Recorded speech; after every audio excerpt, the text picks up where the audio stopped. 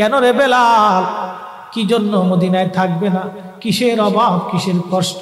কেউ কি তোমাকে ব্যথা দিয়েছে না তোমাকে মেরেছে? নাকি তোমার কোনো অভাব আছে? বলো, বাইতুল মাল থেকে মাসিক বেতন দিয়ে দিব। বেলাল বলে, আবু বকর রে, আমার যে অভাব, কোনোদিন কি সেই অভাব পুরা করে দিতে পারবা? বলো রে বেলাল, তোমার কিসের অভাব? বলে, আবু বকর, আমি আজান দিলে নবী নামাজে আসতো।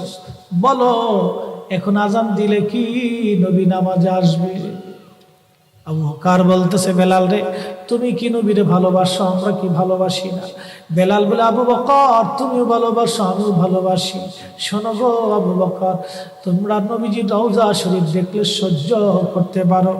আমি বেলাল যখন আজান দিয়ে নবী রওজা শরীফের দিকে তাকাই, আমার কলিজা গুলি ফেটে ফেটে আসে। আমি বরদাস্ত করতে পারি না, সহ্য করতে পারি না। মদিনাতে দাঁড়ায় থাকবে, দুই রকমের হাজি পাবে। যখন 7 নম্বর গেট দিয়ে বাবু সালাম দিয়ে হাজিরা ঢুকে সালাম দিতে দিতে যায়, কিছু নবীর পাগল আছে, রওজার সবুজ মিনারা দেখলে চোখ বেয়ে বেয়ে পানি আসে। রওজা শরীফে ঢুকলে তারা হাওয়া করে কাঁদতে থাকে, আর মুতুয়াগুলি খালি ধমক দেখে, ইয়া হাতি আল্লাহ বেদা, আল্লাহ আল্লাহ আল্লাহ আল্লাহ শিরকি আল্লাহ বেদা। ওরা কান্না দেখে হাসে, যারা কান্না করে দেশের তিরস্কার করে। বাপ, আমি নিজের চোখে দেখেছি, ওরা যারা কান্না করে নবী রওজার পাশে